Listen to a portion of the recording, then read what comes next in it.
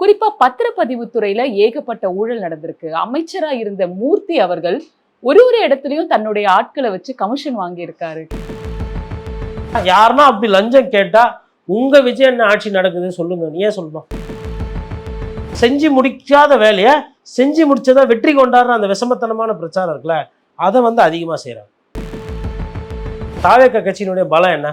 அதிகமா யாரு வீடியோவை பார்க்குறாங்களோ அதுதான். அந்த வீடியோ நல்ல வீடியோவோ பொய் வீடியோ அது சித்தரிக்கப்பட்ட வீடியோவோ தெரியாது. அதிகமா வீடியோ பரவிடுச்சுன்னா நடவடிக்கை. இப்போ யாரோ ஒரு 2 பேர் எம்எல்ஏக்கள் இந்த மாதிரி பண்றாங்கன்னு சொல்லிட்டு நடவடிக்கை எடுத்துட்டீங்க. ஏதாவது ஒன்று அவங்க கோச்சின்னு அவங்க ராஜினாமா பண்ணிட்டாங்கன்னா 50 கோடி வாங்கின்னு ராஜினாமா பண்ணிட்டாரு, என்ன பண்ணுவீங்க நீங்க? உங்க ஆட்சி கவுரத்துக்குண்டான சிக்கல் இருக்கு இல்லையா? 3 5 லட்சம் காசு கேட்டு தான் வழக்கறிஞர் நியமனத்துக்கு பேசுறாங்க, பேரம் பேசுறாங்க அப்படின்னு சொந்த தாவேகாவினரே சொல்றாங்க. இப்ப இதுல இருந்து என்ன புரியுதுன்னா, தாவேகா அரசு அதிகாரிகள் இவங்களெல்லாம் கண்காணிப்புக்குள்ள கொண்டு லஞ்சம் வாங்கக்கூடாதுன்றத டைட்டன் பண்றாங்க. ஆனா அவங்க கட்சிக்குள்ள இருக்கிற ஆட்கள் மத்தியில டைட்டன் பண்றதுல கொஞ்சம் குழப்பம் இருக்குன்னு எடுத்துக்கலாமா? நிர்வாகம் தெரியல. So they learn by mistakes னு எடுத்துக்கலாமா? சரி, but the price you pay for it. நீங்க சட்டத்துறை அமைச்சரா இருக்கிறீங்க, ரைட்டு. சட்டத்தை பத்தி உங்களுக்கு என்ன தெரியும்? நீங்க சொல்றீங்க ஒருவேளை அவங்க சரியில்லைன்னா 6 மாசத்துல மாத்திருவேன்னு. 6 மாசம் கேஸ் தோத்து போச்சுன்னா இது சட்டத்தை காப்பாற்றுற வேலை. இதுக்கு எப்படி சிபாரிசு நீங்க கொடுப்பீங்க? இதெல்லாம் சிபாரிசு போனாவே உருட்டுக்கட்டை எடுத்து ஒதுக்கணும்.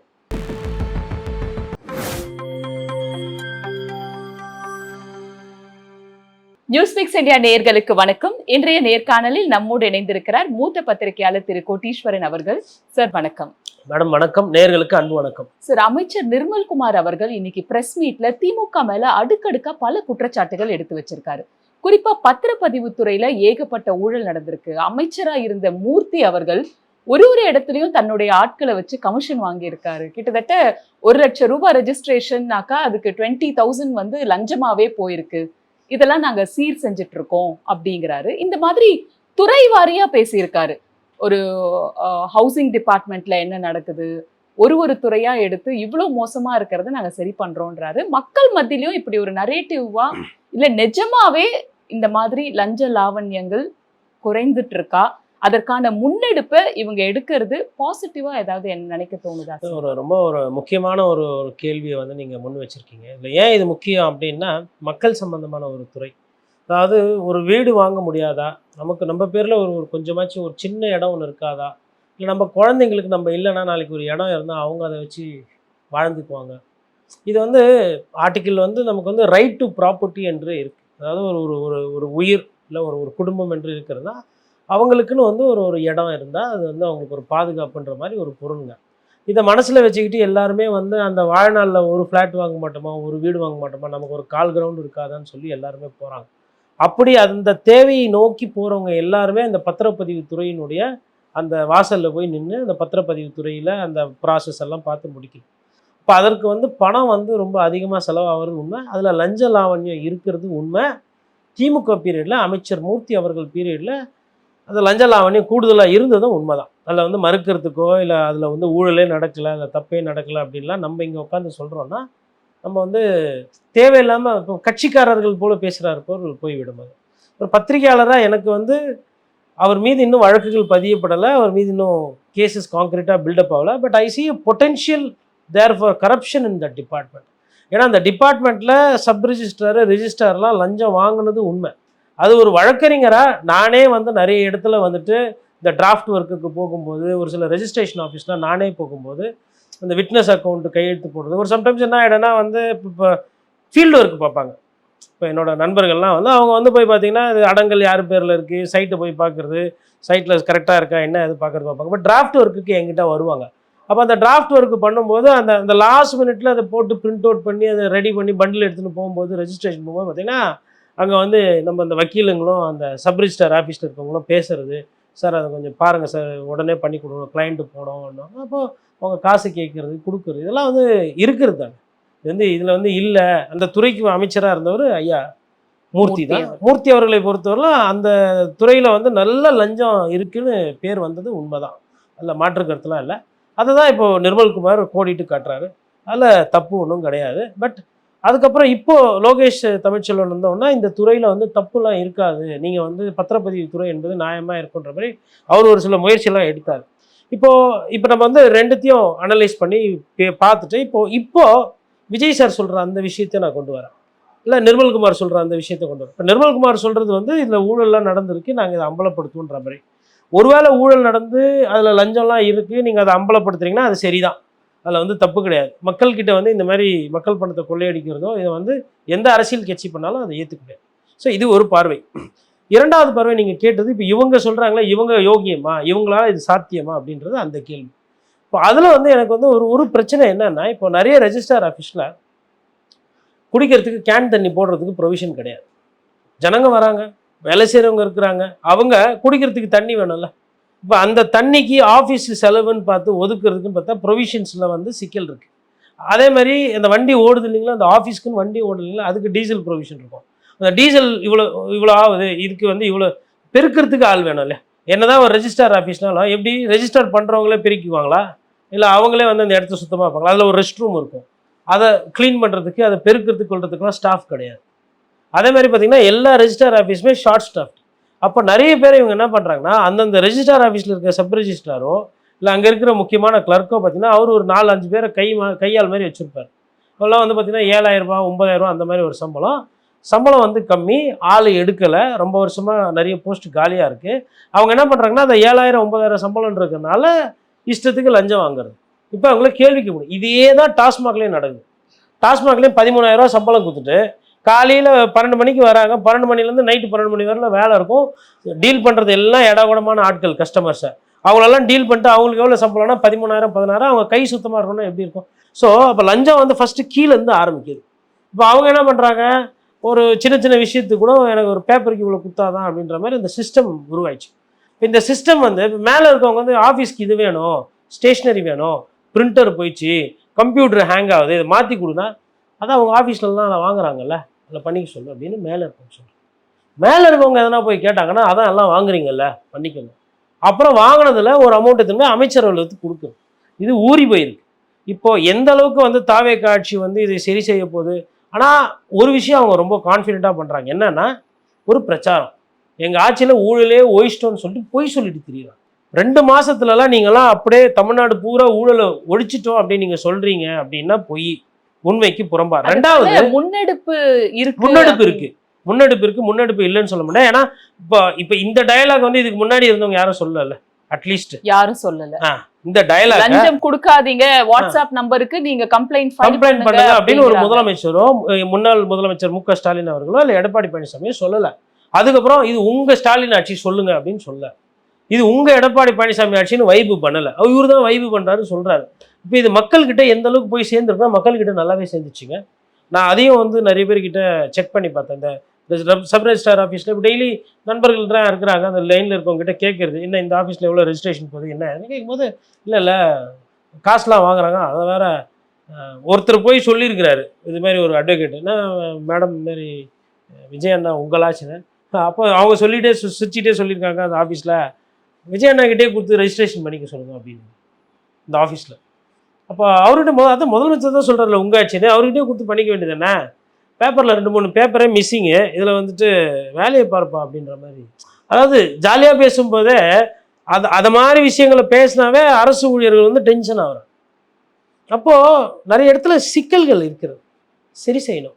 ஆனால் இவங்க என்ன பண்ணுறாங்கன்னா இப்போலாம் பயப்படுறாங்க லஞ்சம் வாங்குறதுக்கு. என்னவா நம்ம பயந்து தான் வாங்குறாங்க. லைசன்ஸுக்குள்ளே வச்சு கொடுங்க, ஆர்சி புக்கு பேப்பருக்குள்ளே வச்சு கொடுங்க, பேப்பரை கொடுக்குற மாதிரி அப்படி தான் வாங்குறாங்க. முன்ன மாதிரி அப்படியே வாங்குறது கிடையாது, ஆனால் வாங்குறாங்க.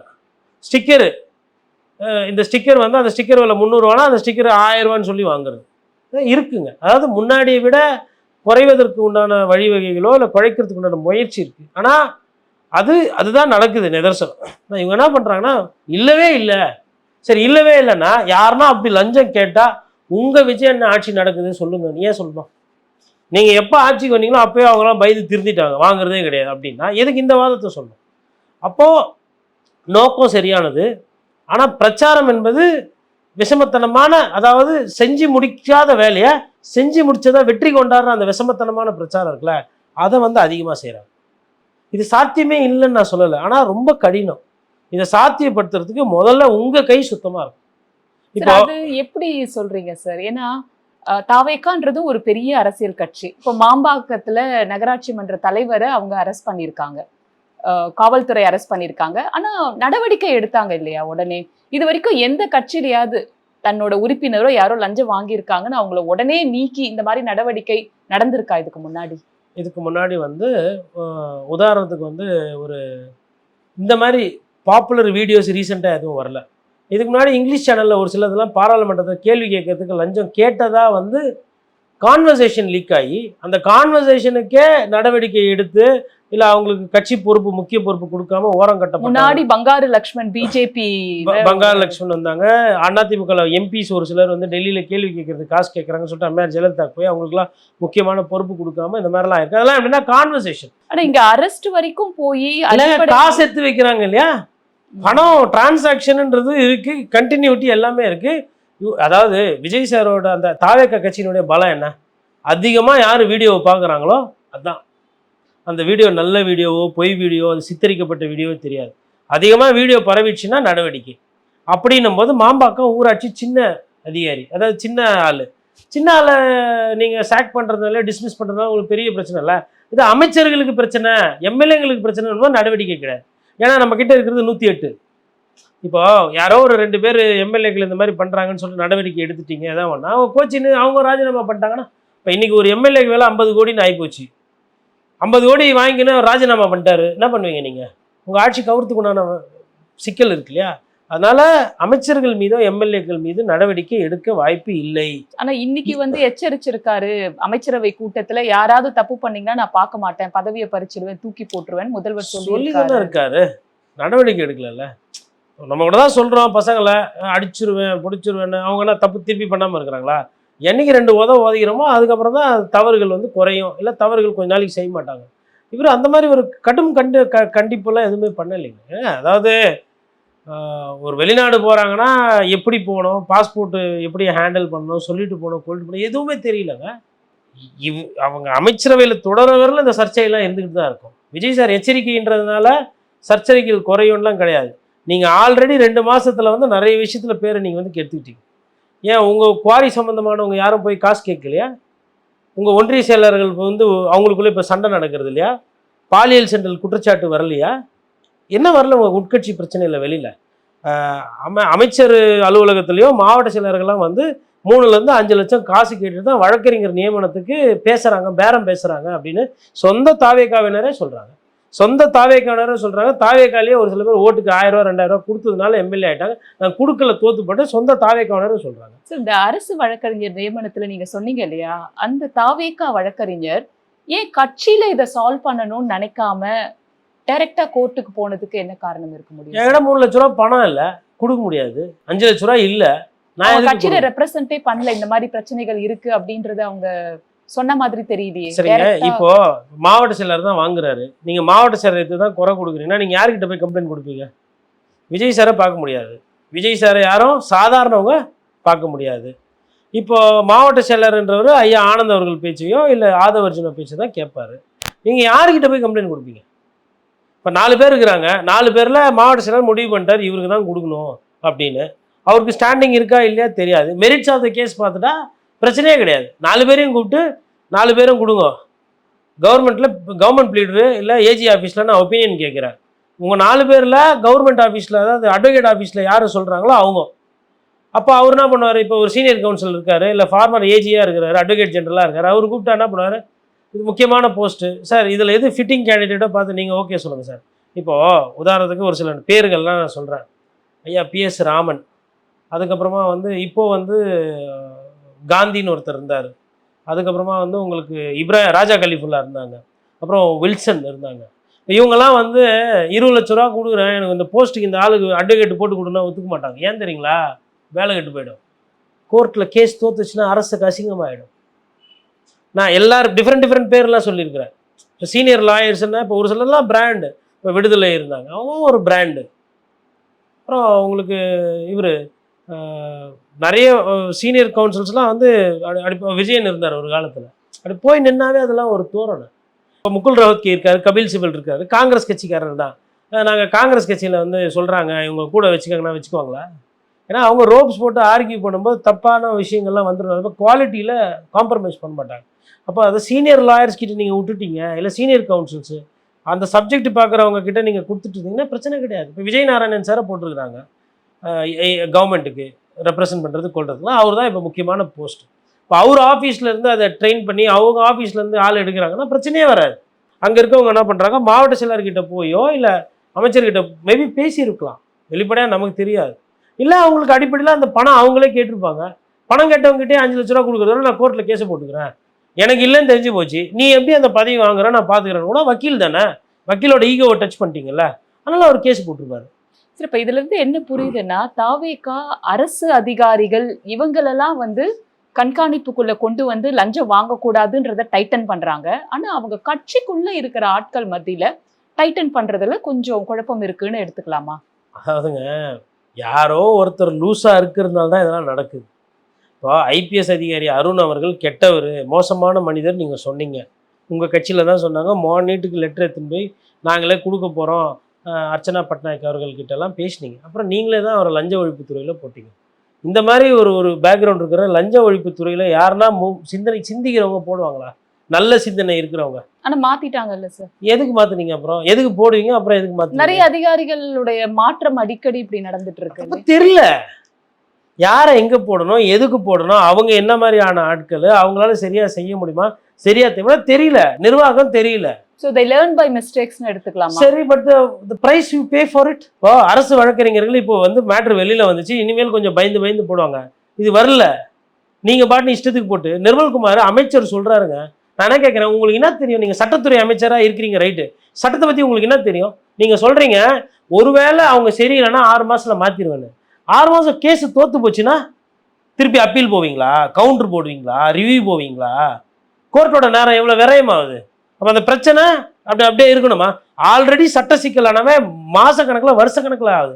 அப்போ கொஞ்சம் கூட அரசியல் புரிதலோ இல்லை சட்டத்தின் பற்றின புரிதல் இல்லாமல் தானே பேசுகிறீங்க. ஜஸ்டிஸ் டிலேடு இஸ் ஜஸ்டிஸ் டிலேடுவாங்க. நீங்கள் கவர்மெண்ட் ப்ளீடரா இல்லை அரசு சார்பாக ஆஜராகிற வழக்கறிஞர்கள் வந்து சரியில்லைன்னா 6 மாதம் கழிச்சு மாற்றிக்கிறவனா சரியான ஆளை போட வேண்டியதானே? கட்டடம் கிடையாது திருப்பி இச்சி கட்டிக்கிறதுக்கு.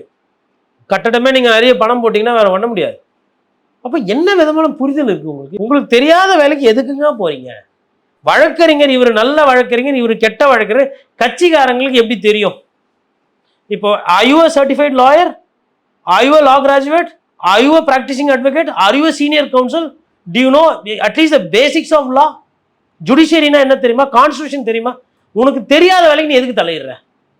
5 லட்சம் 3 லட்சம் வேண்டாம், வேற எங்கன்னா போய் பொறிக்க வேண்டியதான். இதுக்கு எதுக்கு வரீங்க?